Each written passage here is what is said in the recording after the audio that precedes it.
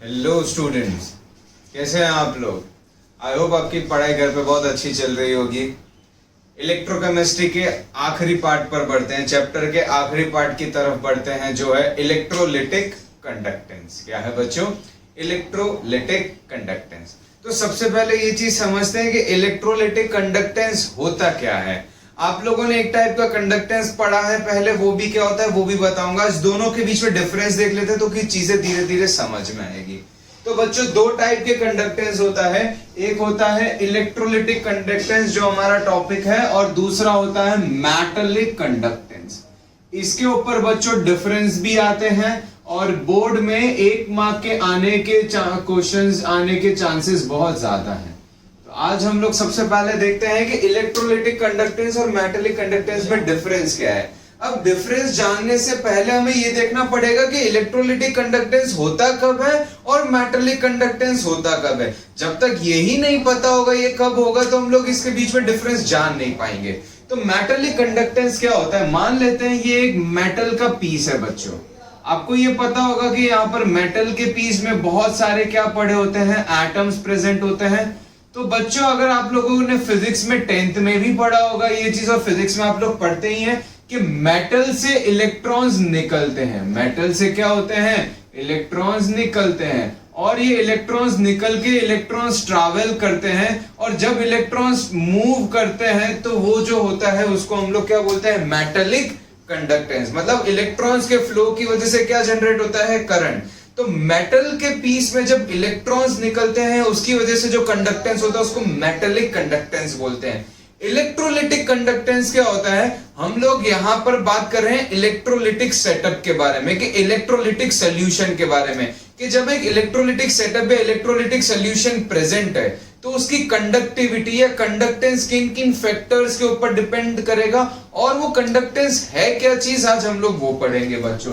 तो electrolytic conductance, मान लेते हैं एक सेटअप बना देता हूं मैं, एक सेल बना रहा हूं बच्चों। क्या बना रहा हूं, सेल। तो आपको यहां पर पता होगा यहां पर क्या होता है बच्चों, लेफ्ट हैंड साइड पे एनोड होता है और राइट हैंड साइड पे क्या होता है बच्चों, कैथोड होता है। लेफ्ट हैंड साइड पे एनोड होता है, राइट हैंड साइड पे क्या होता है, कैथोड होता है बच्चों। और यहां पर क्या फिल है, इलेक्ट्रोलिटिक सॉल्यूशन। यहां पर क्या फिल है, इलेक्ट्रोलिटिक सॉल्यूशन। तो ये है इलेक्ट्रोलाइट या इलेक्ट्रोलिटिक सॉल्यूशन फील्ड है बच्चों, ठीक है। अब देखते हैं कि आप लोग इलेक्ट्रोलिटिक कंडक्टेंस से क्या समझते हैं। मान लेते हैं यहां पर जो इलेक्ट्रोलाइट है बच्चों वो NaCl है। कौन सा इलेक्ट्रोलाइट है, NaCl। तो यहां पर NaCl कैसे प्रेजेंट होगा बच्चों, NaCl तो आयंस में टूट जाएगा। तो एक आयन होगा Na+, एक आयन होगा Cl-। क्या कौन से आयन होंगे बच्चों, Na+ और Cl-। तो ये जब आयंस एक इलेक्ट्रोड से दूसरे इलेक्ट्रोड की तरफ जाएंगे या फिर सॉल्यूशन से इलेक्ट्रोड की तरफ जाएंगे तो वो क्या कंडक्ट करेंगे, इलेक्ट्रिसिटी। और इसी को हम लोग बोलते हैं इलेक्ट्रिक कंडक्टेंस या इलेक्ट्रोलिटिक कंडक्टेंस। क्या इतना समझ में आया? तो कहीं ना कहीं इलेक्ट्रिसिटी दो ढंग से कंडक्ट की जा सकती है, एक तो फ्लो ऑफ इलेक्ट्रॉन्स की वजह से बच्चों, और एक फ्लो ऑफ आयंस।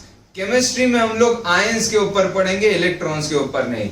इलेक्ट्रॉन्स के ऊपर फिजिक्स में पढ़ा जाता है, केमिस्ट्री में हम लोग किसकी वजह से पढ़ेंगे कि इलेक्ट्रिसिटी कंडक्ट हो रही बिकॉज ऑफ आयंस। तो पहला पॉइंट ऑफ डिफरेंस तो आपको यहीं पर समझ आ गया होगा कि जो ये इलेक्ट्रोलिटिक कंडक्टेंस होता है किसकी वजह से होता है, it is because of flow of ions. जब आयंस फ्लो करते हैं या आयंस माइग्रेट करते हैं बच्चों एक इलेक्ट्रोड से दूसरे इलेक्ट्रोड की तरफ, या इस इलेक्ट्रोलिटिक सॉल्यूशन में माइग्रेट करते हैं, तो फ्लो ऑफ आयंस की वजह से यहां पर इलेक्ट्रिक करंट जनरेट होता है। तो और ये किसकी वजह से होता है बच्चों, फ्लो ऑफ इलेक्ट्रॉन्स की वजह से।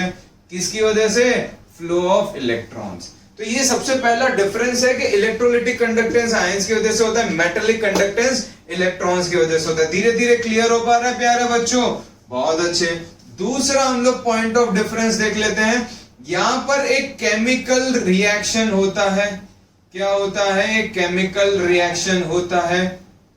Chemical reaction in the sense, for example अगर आप देखेंगे तो NaCl का बॉन्ड टूट रहा है।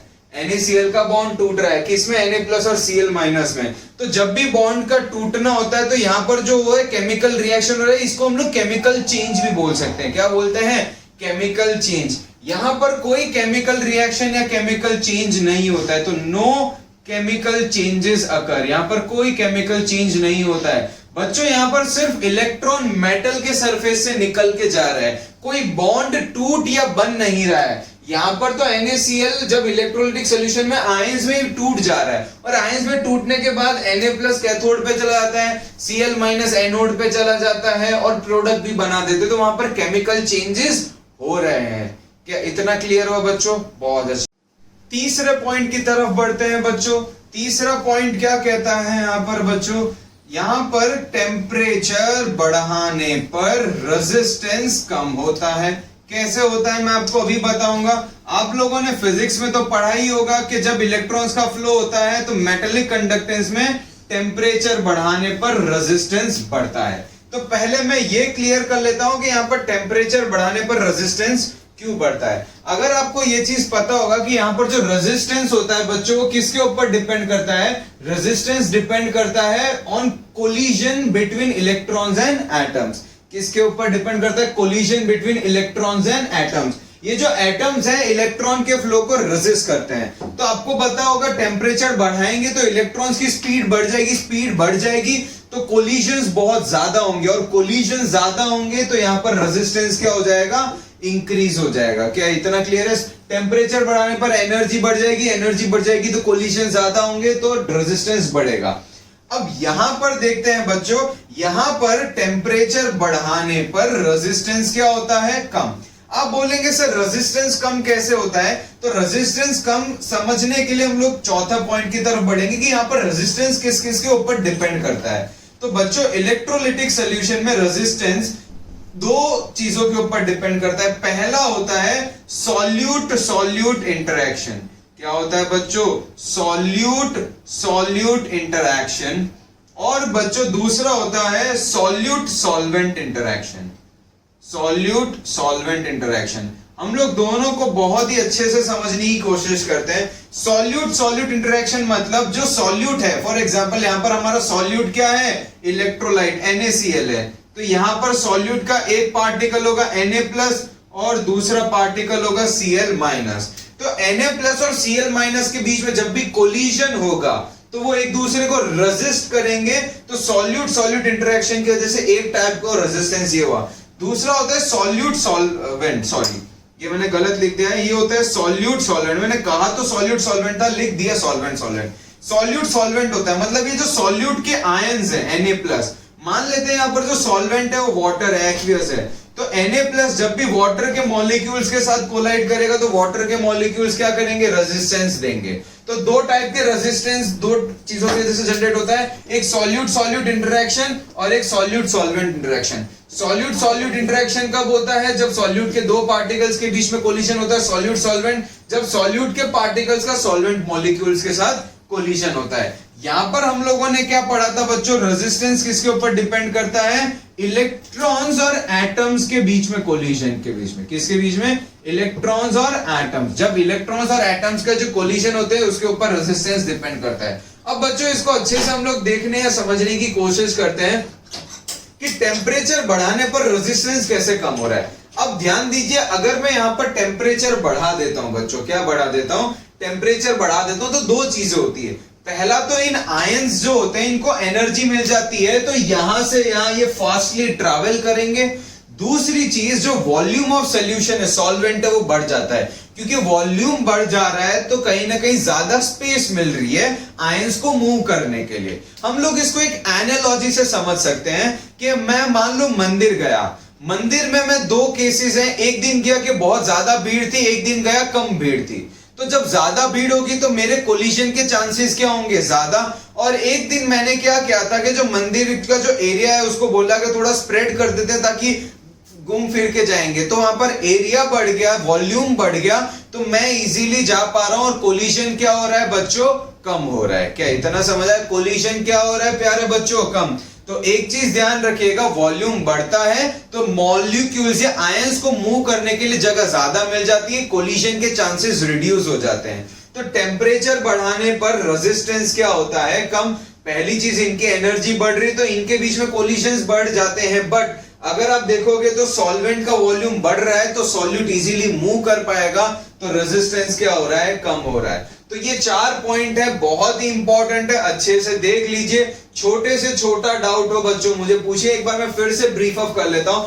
इलेक्ट्रोलिटिक कंडक्टेंस, इलेक्ट्रोलिटिक कंडक्टेंस किसकी वजह से होता है, आयंस की वजह से होता है। सॉल्यूशन में जो आयंस प्रेजेंट होते हैं उनकी वजह से जो इलेक्ट्रिसिटी कंडक्ट होती है वो इलेक्ट्रोलिटिक कंडक्टेंस है। मेटालिक कंडक्टेंस, मेटालिक में इलेक्ट्रॉन्स के फ्लो की वजह से होता है। यहां पर केमिकल चेंजेस या केमिकल रिएक्शंस होते हैं, जब बॉन्ड टूटते हैं नए बॉन्ड बनते हैं। यहां पर कोई बॉन्ड नहीं बन रहा है, सिर्फ इलेक्ट्रॉन्स निकल के जा रहे हैं। यहां पर बहुत इंपॉर्टेंट, टेम्परेचर बढ़ाने पर रेजिस्टेंस कम होता है, ये आपको पहले ही पता है फिजिक्स में, टेम्परेचर बढ़ाने पर रेजिस्टेंस बढ़ता है। और ये चौथा पॉइंट, यहां पर रेजिस्टेंस इलेक्ट्रॉन और एटम्स के बीच में कोलिजन के ऊपर डिपेंड करता है। यहां पर रेजिस्टेंस दो सॉल्यूट के मॉलिक्यूल, सॉल्यूट सॉल्वेंट के मॉलिक्यूल्स। देख लीजिए, स्क्रीनशॉट ले लीजिए, नोट्स बना दीजिए।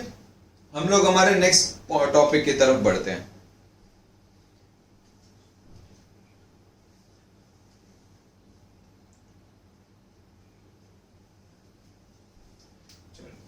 अब नेक्स्ट जो टॉपिक है बच्चों हम लोग करेंगे वो है फैक्टर्स अफेक्टिंग इलेक्ट्रोलिटिक कंडक्टेंस। क्या है, फैक्टर्स अफेक्टिंग इलेक्ट्रोलिटिक कंडक्टेंस। मतलब ये जो इलेक्ट्रोलिटिक कंडक्टेंस है वो किन किन चीजों के या किन किन फैक्टर्स के ऊपर डिपेंड करता है। मतलब मुझे क्या सारी चीजें चेंजेस लाने पड़ेंगे ताकि मुझे पता चले कि क्या क्या इलेक्ट्रोलिटिक कंडक्टेंस में बढ़ा सकता हूं या कम कर सकता हूं। फैक्टर्स, सबसे पहले मैं चारों फैक्टर्स के बारे में लिख लेता हूं। सबसे पहला फैक्टर है बच्चों नेचर ऑफ इलेक्ट्रोलाइट। कौन सा है सबसे पहला फैक्टर, नेचर ऑफ इलेक्ट्रोलाइट। दूसरा फैक्टर बच्चों कंसंट्रेशन ऑफ इलेक्ट्रोलाइट। तीसरा फैक्टर है बच्चों साइज ऑफ आयंस। और चौथा फैक्टर है बच्चों टेम्परेचर। टेम्परेचर के बारे में तो अभी हम लोगों ने पढ़ ही लिया है, कैसे कि टेम्परेचर बढ़ाने पर बच्चों रेजिस्टेंस क्या होता है, कम। अब अगर बोलो रेजिस्टेंस कम होगा तो कंडक्टेंस क्या होगा, बढ़ेगा। आपको इतना तो पता होगा ना, conductance is opposite of resistance. Resistance ज्यादा होगा तो वो कंडक्ट नहीं कर पाएगा, कंडक्टेंस कम होगा, और रेजिस्टेंस कम होगा तो कंडक्टेंस ज्यादा होगा। तो अब हम लोग ये पढ़ रहे हैं कि एक इलेक्ट्रोलिटिक सॉल्यूशन है तो उसमें क्या सारे फैक्टर्स हैं कि आयंस को एक जगह से दूसरी जगह जाने में कितने कौन कौन से फैक्टर्स हैं जो उनको रेजिस्ट करते हैं या जो उनको कंडक्टिविटी में हेल्प करते हैं। सबसे पहला फैक्टर है nature of electrolyte. Nature of electrolyte से बच्चों हम लोग क्या समझते हैं वो देख लेते हैं। मान लेते हैं हमारे पास नेचर ऑफ इलेक्ट्रोलाइट से दो टाइप के इलेक्ट्रोलाइट होते हैं बच्चों, एक होते हैं स्ट्रॉन्ग इलेक्ट्रोलाइट और एक होते हैं वीक इलेक्ट्रोलाइट। अब अगर आप देखेंगे, अगर मैं दोनों का वॉल्यूम सेम लूं बच्चों, क्या लूं, वॉल्यूम सेम लूं, मतलब 1 लीटर स्ट्रॉन्ग इलेक्ट्रोलाइट लिया है और 1 लीटर वीक इलेक्ट्रोलाइट लिया है, तो स्ट्रॉन्ग इलेक्ट्रोलाइट्स देखो कंप्लीटली डिसोशिएट हो जाता है। स्ट्रॉन्ग इलेक्ट्रोलाइट क्या हो जाता है, completely dissociate into ions, completely dissociate हो जाता है। और वीक इलेक्ट्रोलाइट कंप्लीटली डिसोशिएट नहीं होता है। अब क्योंकि स्ट्रॉन्ग इलेक्ट्रोलाइट कंप्लीटली डिसोशिएट हो जाता है तो आयंस की क्वांटिटी है वो बहुत ज्यादा है। अब क्योंकि आयंस की क्वांटिटी ज्यादा है तो आयंस एक जगह से दूसरी जगह या फिर आयंस के कंडक्टर होने की, मतलब जो इलेक्ट्रिसिटी अपने एक जगह से दूसरी जगह जाएगा वो नंबर ऑफ आयन ज्यादा है, और क्योंकि नंबर ऑफ आयन ज्यादा है तो कंडक्टेंस क्या हो जाएगा, बढ़ जाएगा। क्या इतना क्लियर है बच्चों? तो स्ट्रॉन्ग इलेक्ट्रोलाइट कंप्लीटली डिसोशिएट होते हैं तो इनका कंडक्टेंस ज्यादा होता है। वीक इलेक्ट्रोलाइट कंप्लीटली डिसोशिएट नहीं होते हैं तो इनका कंडक्टेंस क्या होता है, कम होता है बच्चों, प्यारे बच्चों। क्या इतना समझ आया? बहुत अच्छे। अब बात करते हैं कंसंट्रेशन ऑफ इलेक्ट्रोलाइट। ये फैक्टर कब यूज होगा, जब इलेक्ट्रोलाइट सेम हो। क्या हो बच्चों, सेम इलेक्ट्रोलाइट हो। सेम इलेक्ट्रोलाइट का मतलब है, ये दो केस ले लेता हूं। पहला केस मेरे पास 1 मोलर NaCl है और दूसरा केस मेरे पास है 2 मोलर NaCl। ठीक है बच्चों, जब इलेक्ट्रोलाइट सेम हो तो उसके कंसंट्रेशन पे जाएंगे, अलग अलग इलेक्ट्रोलाइट हो तो उनके नेचर पे जाएंगे। स्ट्रॉन्ग कंप्लीटली डिसोशिएट होता है, कंडक्टेंस बढ़ाएगा, कंडक्टिविटी बढ़ाएगा। वीक इलेक्ट्रोलाइट कंप्लीटली डिसोशिएट नहीं होता है तो कंडक्टिविटी क्या करेगा, कम। दूसरा देख लेते हैं बच्चों, इलेक्ट्रोलिटिक अगर सेम हो तो वो कंसंट्रेशन के ऊपर कैसे डिपेंड करेगा। 1 मोलर NaCl का मतलब है 1 लीटर में इसका 1 मोल है और 1 लीटर में इसके 2 मोल है। अब क्योंकि 1 लीटर में 2 मोल है तो देखो वॉल्यूम कम है और वॉल्यूम दोनों में सेम है, बट यहां पर भीड़ क्या है, ज्यादा। अब क्योंकि भीड़ ज्यादा है तो यहां पर कंडक्टेंस क्या हो जाएगा बच्चों, कम। कोलिजन के चांसेस क्या हो जाएंगे, बढ़ जाएंगे बच्चों। क्या इतना समझ आया? आप बोलोगे सर आपने ऊपर बोला नेचर ऑफ इलेक्ट्रोलाइट में कि कंप्लीटली डिसोशिएट हो रहा है आयन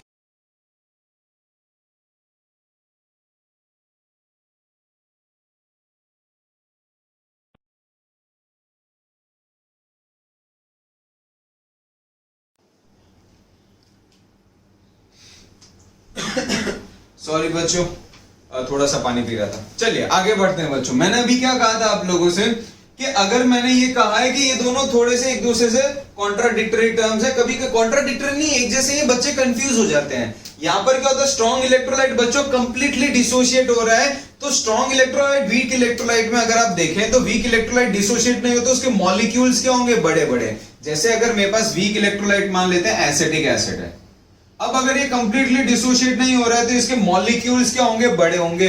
तो कहीं ना कहीं बड़े मॉलिक्यूल्स होंगे और आयंस कम है, तो जो कोलिजन है उसके चांसेस क्या होते हैं, ज्यादा, क्योंकि मॉलिक्यूल्स बड़ा है, ऑब्स्ट्रक्शन ज्यादा होगा। अब ये तो पूरा डिसोशिएट हो रहा है, ये भी पूरा डिसोशिएट हो रहा है। जब दोनों ही पूरे डिसोशिएट हो रहे हैं तो जब आयन ज्यादा होंगे, आयन ज्यादा होने का मतलब है सॉल्यूट सॉल्यूट इंटरेक्शन भी बढ़ रहा है, सॉल्यूट सॉल्वेंट इंटरेक्शन भी बढ़ रहा है, रेजिस्टेंस बढ़ रहा है, और रेजिस्टेंस बढ़ रहा है तो कंडक्टेंस क्या हो रहा है, कम। तो ध्यान रखिएगा जब कंसेंट्रेशन ऑफ इलेक्ट्रोलाइट की बात हो, सेम इलेक्ट्रोलाइट होगा तो जिसका कंसेंट्रेशन कम होगा उसका इलेक्ट्रोलाइटिक कंडक्टेंस ज्यादा होगा। ध्यान रखिएगा जिसका कंसेंट्रेशन क्या होगा, कम। बच्चों ये सिर्फ बोर्ड में आते हैं, इसके ऊपर क्वेश्चंस कंपिटिटिव में ना के बराबर आते हैं। कंपिटिटिव में साइज के ऊपर 1-2 बार क्वेश्चंस आ चुके हैं, कैसे आएंगे वो भी मैं अभी आपको बताऊंगा, थोड़े से ट्विस्टेड आते हैं। क्लियर है बच्चों, बहुत अच्छे। तीसरा जो पॉइंट है हमारा वो है प्यारे बच्चों साइज ऑफ आयंस के ऊपर। किसके ऊपर, साइज ऑफ आयंस। अब एक बहुत इंपॉर्टेंट चीज है यहां पर, जो हम लोग आयंस की साइज देखते हैं वो हमें यहां पर देखना होगा हाइड्रेटेड रेडियस। क्या देखना होगा, हाइड्रेटेड रेडियस। अगर आप बोलोगे सर एटॉमिक रेडियस देखो, तो एटॉमिक रेडियस हम लोग यहां पर नहीं देख सकते, हमें यहां पर हाइड्रेटेड रेडियस के ऊपर कंपेयर करना पड़ेगा। आप बोलोगे सर ये हाइड्रेटेड रेडियस के ऊपर क्यों कंपेयर करना पड़ेगा? बच्चों जब भी हम लोग आयंस हैं, आयंस को सोल्यूशन में डालते हैं तो सोल्यूशन आयंस क्या करता है, अपनी तरफ वाटर मॉलिक्यूल्स को अट्रैक्ट करता है, तो वो जो कंपाउंड हो जाता है वो हाइड्रेटेड कंपाउंड हो जाता है। क्या हो जाता है, हाइड्रेटेड कंपाउंड हो जाता है बच्चों। अब क्योंकि वो कंपाउंड हाइड्रेटेड हो गया है तो यहां पर उसका रेडियस जो होगा बढ़ जाएगा, इसीलिए हम लोग हाइड्रेटेड रेडियस लेते हैं। एटॉमिक रेडियस कब लेंगे, जब मेटेलिक कंडक्टेंस है, क्योंकि वहां पर आयंस वाटर के साथ इंटरेक्ट नहीं कर रहे हैं, यहां पर वो आयंस वाटर के साथ इंटरेक्ट कर रहे हैं। तो बच्चों एक चीज ध्यान रखिएगा, हाइड्रेटेड रेडियस जो होता है वो साइज के इनवर्सली प्रोपोर्शनल होता है। किसके, साइज। और ये कौन सी साइज है मैं आपको बता देता हूं, एटॉमिक साइज के। हाइड्रेटेड रेडियस जो होता है वो एटॉमिक साइज के इनवर्सली प्रोपोर्शनल होता है। क्लियर है इतना? जैसे Li+ का हाइड्रेटेड रेडियस Na+ से ज्यादा होगा, Na+ का K+ से ज्यादा होगा, एंड सो ऑन। क्लियर है? क्योंकि जितना छोटा आयन होगा उसका हाइड्रेटेड रेडियस उतना ज्यादा होगा। इसीलिए आप लोगों ने लास्ट ईयर एस ब्लॉक में भी पढ़ा होगा कि लिथियम के ज्यादातर सॉल्ट्स हाइड्रेटेड होते हैं। हाँ बच्चों ये इसीलिए क्योंकि इसकी साइज छोटी है तो इसके जो सॉल्ट्स होते हैं वो हाइड्रेटेड होते हैं। अब आप बोलोगे सर रेडियस और कंडक्टेंस का क्या फर्क है, तो मैं वो बता देता हूं। Conductance is inversely proportional to hydrated radius. Conductance किसके इनवर्सली प्रोपोर्शनल है बच्चों, हाइड्रेटेड रेडियस के।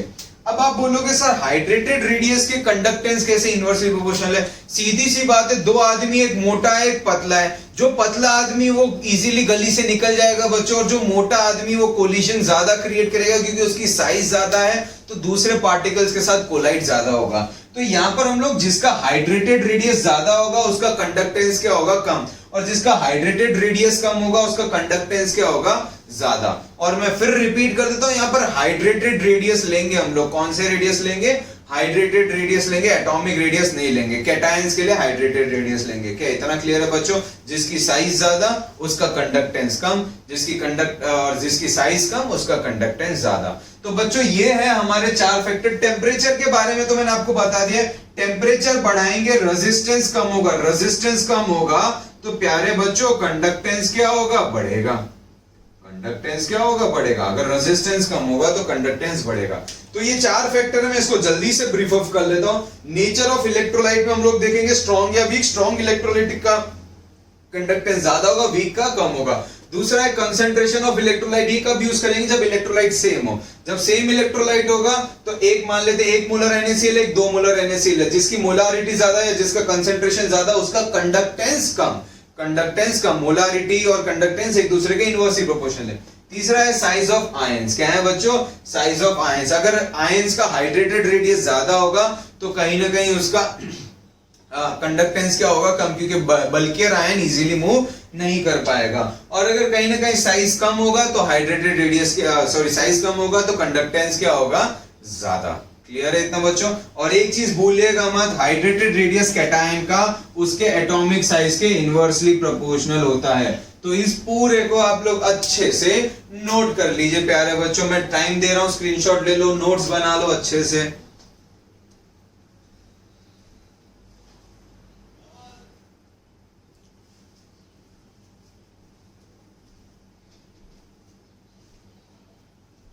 चलिए अभी जो हम लोग नेक्स्ट टॉपिक की तरफ बढ़ेंगे वो है इस इलेक्ट्रोलिटिक कंडक्टेंस को हम लोग न्यूमेरिकल रिप्रेजेंटेशन करेंगे और न्यूमेरिकल्स इसके ऊपर कैसे कैसे बन सकते हैं और उन न्यूमेरिकल्स को सॉल्व कैसे करेंगे, क्या क्या गलतियां हैं जो हमें अवॉइड करनी है, वो बहुत इंपॉर्टेंट है बच्चों।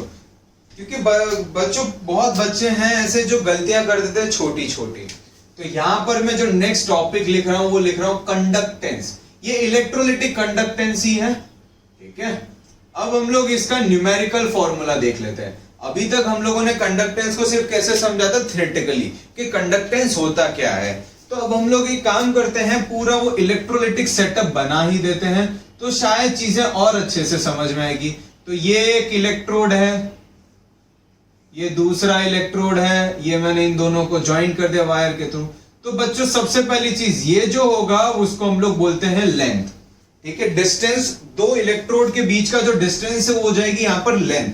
जैसे मेटल में अगर आप देखोगे तो मेटल में जो वायर का लेंथ होता है, इलेक्ट्रॉन यहां से यहां ट्रैवल करता है तो वो लेंथ लेता है ना। यहां पर आयंस कहां से कहां ट्रैवल कर रहा होगा? एक इलेक्ट्रोड से दूसरे इलेक्ट्रोड की तरफ। तो लेंथ क्या हो जाएगी यहां पर? दो इलेक्ट्रोड के बीच का डिस्टेंस। और सरफेस एरिया क्या हो जाएगा? Area of electrode. इस इलेक्ट्रोड का जो सरफेस एरिया हो जाएगा वो एरिया हो जाएगा। क्लियर है बच्चों? अगर आप लोग को ध्यान होगा मेटेलिक कंडक्टेंस में जो ये होता था वो क्या होता था? एरिया, और ये जो होता था वो होता था लेंथ। लेंथ मतलब कहां से कहां ट्रैवल कर रहा है, हाँ या ना? तो देखो यहां से यहां ट्रैवल कर रहा है तो इलेक्ट्रोलाइटिक कंडक्टेंस में ये लेंथ हो जाएगी और ये एरिया ऑफ क्रॉस सेक्शन क्या हो जाएगा? Area of electrode. क्लियर है बच्चों इतना? हाँ या ना? मतलब ये पूरा एरिया, जितना ज्यादा एरिया होगा उतना इजीली एक जगह से, देखो यहां से ऐसे ही तो ट्रैवल करेगा ये एरिया ऑफ इलेक्ट्रोड। तो जितना ज्यादा एरिया होगा चांसेस ज्यादा है। क्लियर है बच्चों इतना? चलिए अब हम लोग सबसे पहले हम लोग ने देखा था कंडक्टेंस को हम लोग एक चीज ध्यान रखिएगा, जी से रिप्रेजेंट करते हैं बच्चों। किससे? जी। अब देखिए हमें रेजिस्टेंस पता है आर, वो किसके बराबर होता है? रो एल बाई ए के बच्चों। किसके बराबर होता है? Rho L by A. L क्या होता है? लेंथ, ए एरिया, और रो क्या होता है बच्चों? रेजिस्टिविटी। रो क्या होता है? रेजिस्टिविटी। तो सबसे पहली चीज हम लोग जो आज पढ़ेंगे वो कंडक्टेंस को देख लेते हैं। कंडक्टेंस को हम लोग जी से रिप्रेजेंट करते हैं तो इतना तो आपको क्लियर है, conductance will be opposite of resistance. Resistance मतलब आयंस एक जगह से जब दूसरी जगह जा रहे हैं तो कौन कौन उनको रोक रहा है, ये कैसे वो कौन कौन फैक्टर्स है जो उसको रोक रहे हैं, वो रेजिस्टेंस। कंडक्टेंस मतलब कौन उनको कंडक्ट करने दे रहा है, तो conductance is opposite of resistance. तो कंडक्टेंस का फॉर्मूला क्या आ गया? देखो तो A by rho into L. Clear है इतना?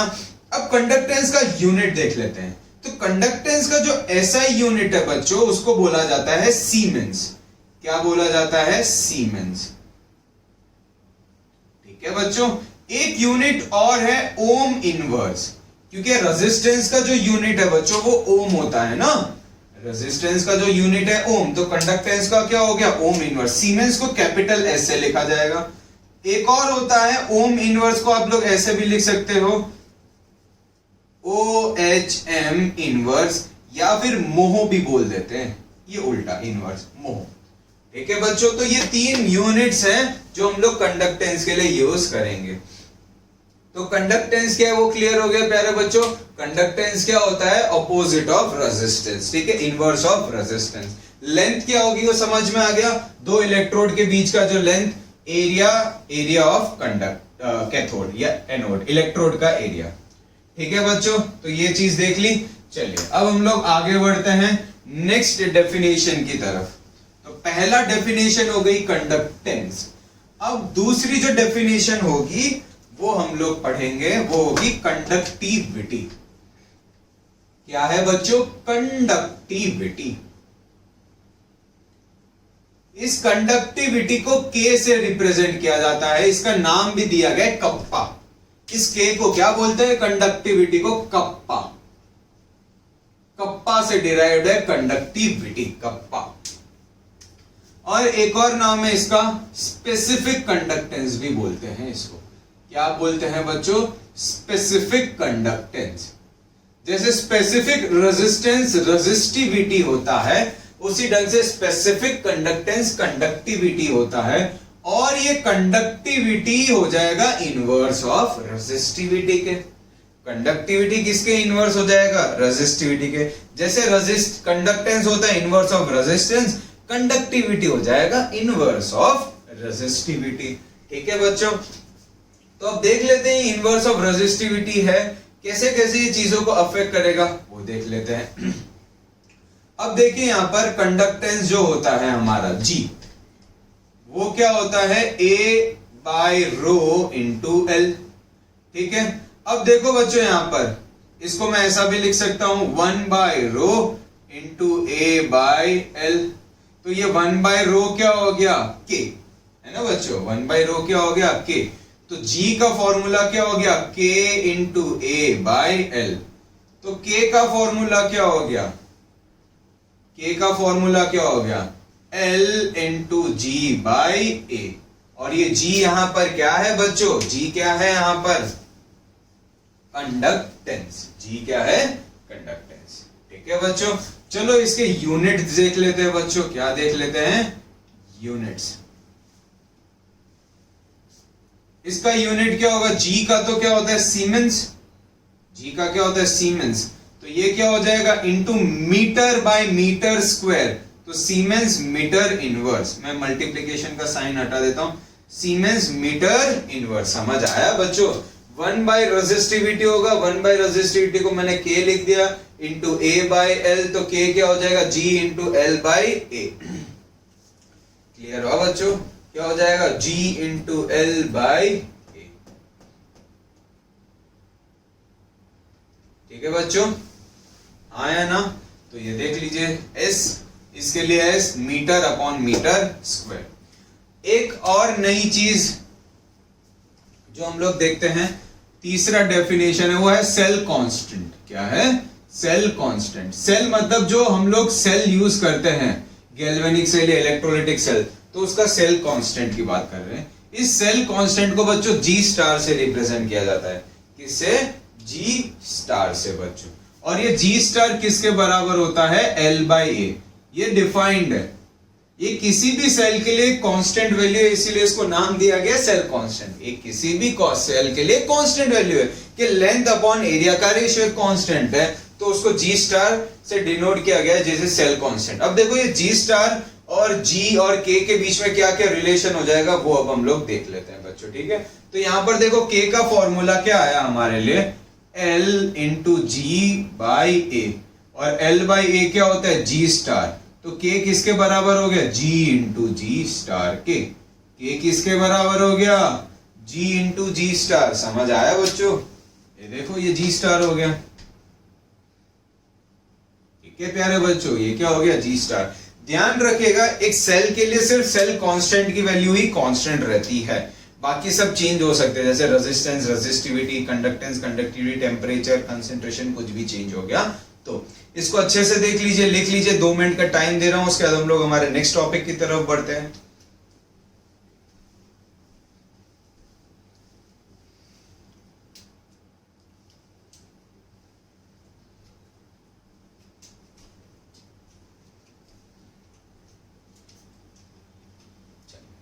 अब 2 छोटी छोटी डेफिनेशंस और बची हैं बच्चों, उसके बाद एक लाइव सेशन लेंगे और लाइव सेशन में देखेंगे कि इसके न्यूमेरिकल्स कैसे हम लोग डील करेंगे।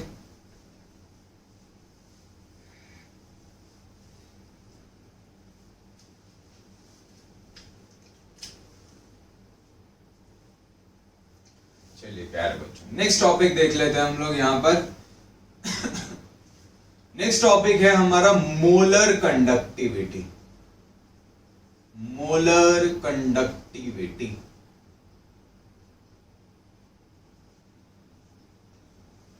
ये जो मोलर कंडक्टिविटी है इसको हम लोग ऐसे डिनोट करते हैं लैम्बडा एम से।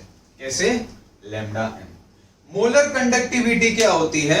एक मोलर सॉल्यूशन की जो कंडक्टिविटी हो गई वो मोलर कंडक्टिविटी।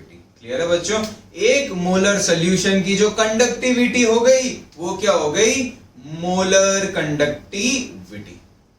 क्लियर है इतना? यस और नो? एक मोलर सॉल्यूशन की जो कंडक्टिविटी हो गई मोलर कंडक्टिविटी। इस लैम्बडा एम को डिनोट किया जाता है के बाई सी से। किससे? के बाई सी। सी क्या है? कंसंट्रेशन, मतलब मोलर कंसंट्रेशन या मोलारिटी, जो आपको ठीक लगे, कंसंट्रेशन या मोलारिटी। अब बच्चों यहां पर बहुत इंपॉर्टेंट है, लिख लेना हैशटैग नोट करके। इस पॉइंट पर क्वेश्चंस करते वक्त बच्चे बहुत गलती करते हैं। आप बोलोगे सर गलती होती कैसे, जरा बताइए। तो वो मैं बता दूं, के का यूनिट क्या होगा? या तो मीटर में होगा या किस में होगा? सेंटीमीटर। और सी जो है वो किस में होता है? कंसंट्रेशन हम लोग लीटर में लिखते हैं ना, तो या तो मीटर, सेंटीमीटर और लीटर, इसमें तो कोई हमें कहीं ना कहीं रिलेशन निकालना पड़ेगा। तो इस रिलेशन को यूज करते हुए इसके क्वेश्चंस करने पड़ते हैं बच्चों। क्लियर है इतना? अब कैसे करेंगे और कैसे कन्वर्ट करेंगे वो मैं बता रहा हूं, तो ध्यान से देखिएगा। लैम्बडा एम क्या हो गया? के बाई सी। सी कंसंट्रेशन क्या होता है? Number of moles upon volume. Concentration क्या होता है? Number of moles upon volume. तो वो किसके बराबर हो जाएगा? के इंटू नंबर ऑफ मोल्स, और V ऊपर आ जाएगा। ये मैं आपको सिर्फ एक लेआउट बता रहा हूं। क्लियर है बच्चों? कैसे क्वेश्चंस करेंगे। अब मान लेते हैं, क्या करते हैं, मान लेते हैं कि ये जो है वो यूनिट सेंटीमीटर में है। किसमें है इसका यूनिट? सेंटीमीटर में। तो वॉल्यूम लीटर में होगा, तो 1 लीटर को अगर सेंटीमीटर में कन्वर्ट करेंगे तो 1 लीटर कितना होता है? 1000 सेंटीमीटर क्यूब। आपको पता होगा ना बच्चों, 1 मीटर क्यूब होता है 1000 लीटर। ठीक है? और यही हो जाता है 10 to the power 6 centimetre cube.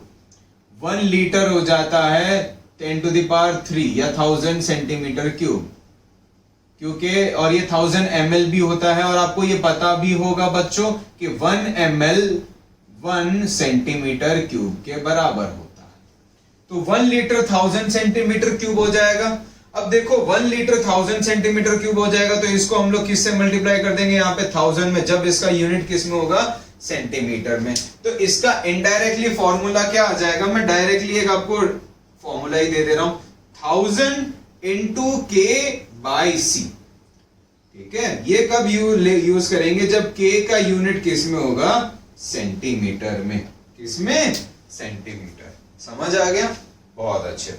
अब मान लेते हैं कि ये जो k का यूनिट है वो मीटर में है। दूसरा केस देखते हैं कि ये जो k, ये नोट कर लोगे ना आप लोग? चलो तो मैं यहां पर देख लेता हूं, k का यूनिट है बच्चों मीटर में। अब ये लीटर है, जो वॉल्यूम लीटर है उसको मीटर क्यूब में कन्वर्ट करेंगे तो क्या हो जाएगा? 10 to the power -3 metre cube ना। अब 10 to the power -3 metre cube मतलब ये 1000 नीचे चला जाएगा। ठीक है? एक बार ये तो चीज क्लियर हो गई, तो मैं इसको हटा देता हूं। ठीक है? ये हटा दिया। अब फिर से इसी को मैं लिखता हूं, K into volume V upon N। ठीक है। अब मैं बोल रहा हूं कि ये जो K है वो अब मीटर में है, तो वॉल्यूम तो लीटर में होता है, तो 1 लीटर कितना हो जाएगा 10⁻³ मीटर क्यूब। -3 मतलब ये नीचे चला जाएगा, अब नीचे चला गया मतलब 1000 नीचे आ जाएगा, तो ये क्या हो जाएगा K/1000 × C, जब K का यूनिट किस में हो, मीटर्स में, किस में हो, मीटर। तो ये है दो छोटी छोटी ट्रिक्स जो आपको ध्यान रखनी है। आप बोलोगे सर ये लिखना है, ये बिल्कुल नहीं लिखना है, नोट्स बनाते रहेगा, मैं इसको ये एक बार हटा दे रहा हूं, तो आपको बस डायरेक्टली यही चीजें ध्यान रखनी है। 1000 × K/C होगा जब K का यूनिट सेंटीमीटर में होगा, जब K का यूनिट मीटर में होगा तो K/1000 × C। क्लियर है बच्चों? तो ये जो हो गया वो मोलर कंडक्टिविटी होगा। मोलर कंडक्टिविटी क्या हो गया, एक मोलर सोल्यूशन की जो कंडक्टिविटी है K कप्पा, 1 लीटर सोल्यूशन की जो एक मोलर कंसेंट्रेशन की जो कंडक्टिविटी है वो मोलर कंडक्टिविटी। क्लियर है बच्चों? आखिरी टॉपिक आज के लिए बहुत ही आसान है, हटा दूं मैं इसको प्यारे बच्चों, ठीक है। तो ये ध्यान रखना C लीटर में होता है, K मीटर सेंटीमीटर में, ये दोनों बहुत इंपॉर्टेंट है, अच्छे से नोट डाउन कर लेना, ये कन्वर्जन है। चलिए जो नेक्स्ट है वो है इक्विवेलेंट कंडक्टिविटी। वो क्या है, इक्विवेलेंट कंडक्टिविटी, और ये हो जाएगा λ/E⁴। अब जब एक मोलर कंसेंट्रेशन की जो कंडक्टिविटी है वो मोलर कंडक्टिविटी है, तो एक नॉर्मल सॉल्यूशन, किसकी, एक नॉर्मल सॉल्यूशन की जो कंडक्टिविटी होगी वो क्या होगी, इक्विवेलेंट। जब नॉर्मेलिटी यूज करेंगे तो इक्विवेलेंट कंडक्टिविटी मिलेगी, जब मोलारिटी यूज करेंगे मोलर कंडक्टिविटी की। तो सीधी सी बात है, तो यहां पर λ/E⁴ क्या हो जाएगा बच्चों, K/नॉर्मेलिटी, क्या हो जाएगा, K/नॉर्मेलिटी। और आप दोनों ये कर सकते हो, अगर K सेंटीमीटर में दिया होगा तो 1000 × K/नॉर्मेलिटी, K मीटर में दे दिया होगा तो K/1000 × नॉर्मेलिटी।